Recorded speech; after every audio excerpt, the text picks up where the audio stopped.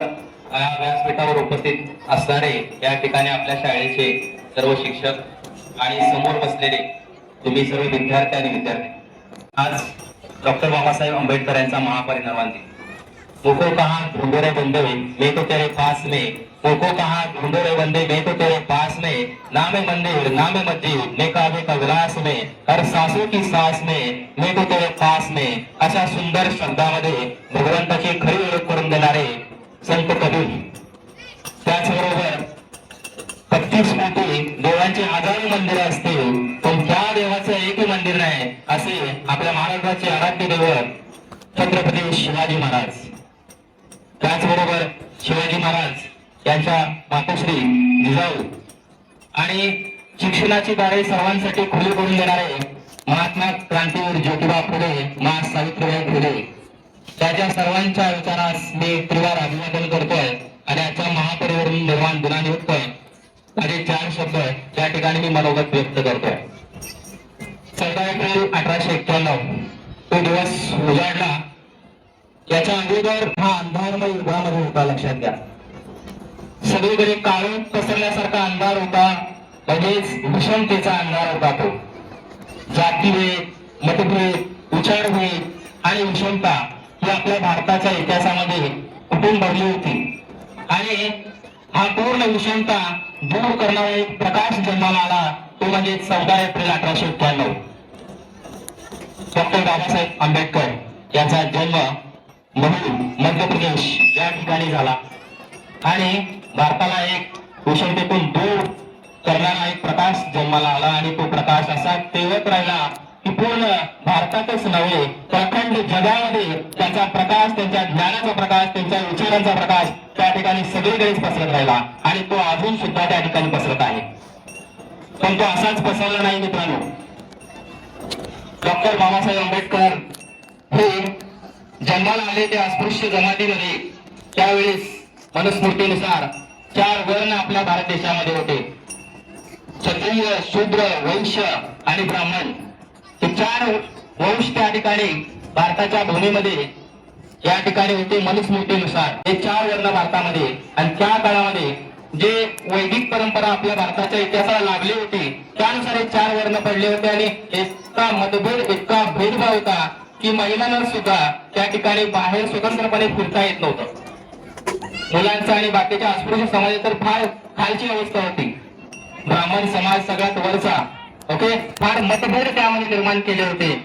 ब्राह्मण हा जो आहे तो सगळ्यात सर्वोच्च असणारा असा त्या ठिकाणी ठरला होता, कारण हे आर्य लोक जे आहेत दुसऱ्या देशामधून आपल्या देशामध्ये त्यांनी आगमन केलं होतं आणि त्यांनी या ठिकाणी येऊन हे मनुस्मृती नावाचा ग्रंथ त्या ठिकाणी लिहिला, ज्याची 25 डिसेंबर 1925 रोजी त्या ठिकाणी महाड मध्ये डॉक्टर बाबासाहेब आंबेडकरांनी छत्रपती शिवाजी महाराजांना नतमस्तक देऊन महाडच्या पायथ्याशी त्या मनुस्मृतीचं दोलन त्या ठिकाणी करण्यात आलं। तो दिवस पण आता 25 डिसेंबरच येणाऱ्या काही दिवसामध्येच, म्हणजे याच महिन्यामध्ये 25 डिसेंबर आहे, त्याच दिवशी या मनुस्मृतीचं दोलन करण्यात आलं आणि ज्या जाती प्रथा, भेदभाव, अस्पृश्यता हे सर्व या भारतामध्ये भरलं होतं, त्याला नेस्तनाबूत करायचं ताकद त्या मनुस्मृतीमध्ये होती। त्या मनुस्मृतीचं दळण करून डॉक्टर त्या ठिकाणी विषमता दूर करण्याचा प्रयत्न केला। 1913 रोजी doctor Babasaheb Ambedkar Columbia University, जे की USA मध्ये अमेरिकेमध्ये आहे, त्या ठिकाणी ते डॉक्टर बाबासाहेब आंबेडकर शिकायला गेले।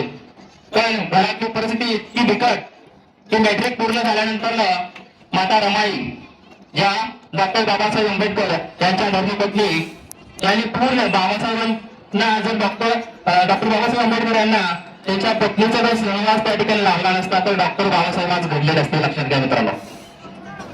डॉक्टर बाबासाहेब आंबेडकर हे घडले ते माता रमाईवर, पूर्णपणे अशिक्षित, काहीही शिकलेले नाहीत, पण डॉक्टर बाबासाहेब आंबेडकर बॅरिस्टर।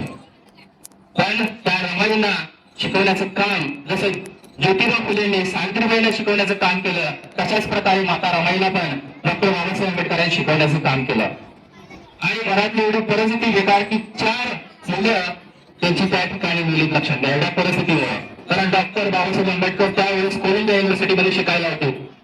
आपल्या इथे कोलंबिया सरकारची संस्था जे सयाजीराव गायकवाड यांची शिष्यवृत्ती घेऊन त्या जोरावर त्यांनी कोलंबिया युनिव्हर्सिटीमध्ये गेले, त्या ठिकाणी त्यांचं शिक्षण पूर्ण केलं।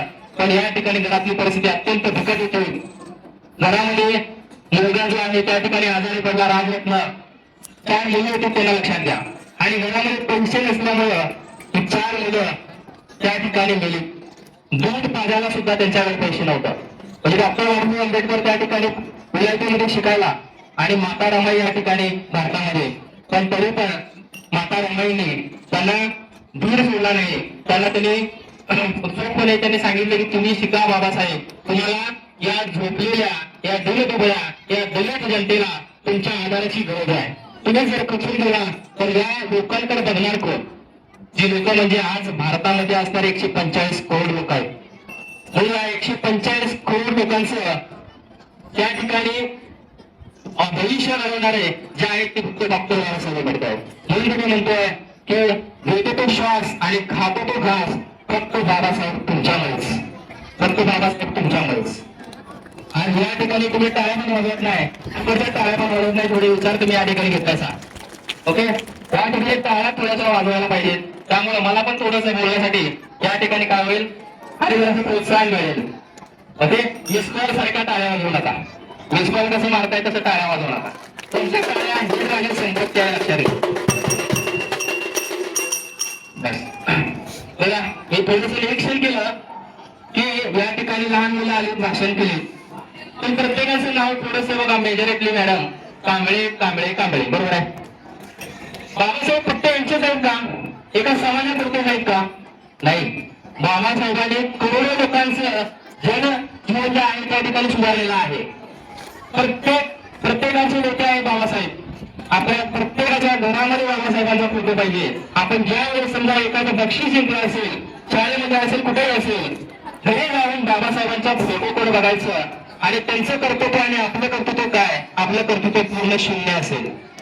एवढं बाबासाहेबांचं कर्तृत्व आहे.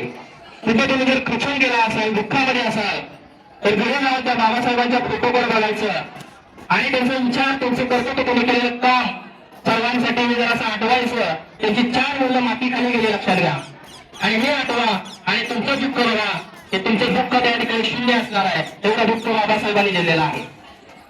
एवढ्या कठीण परिस्थितीमध्ये बाबासाहेबांनी आपल्या समाजाला पुढे नेलेला आहे.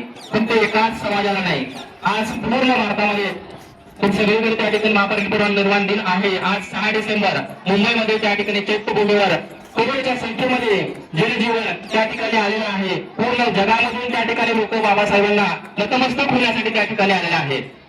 कोलंबिया युनिव्हर्सिटीमध्ये त्या ठिकाणी बाबासाहेब आंबेडकरांचा पुतळा आहे. कारण कोलंबिया युनिव्हर्सिटी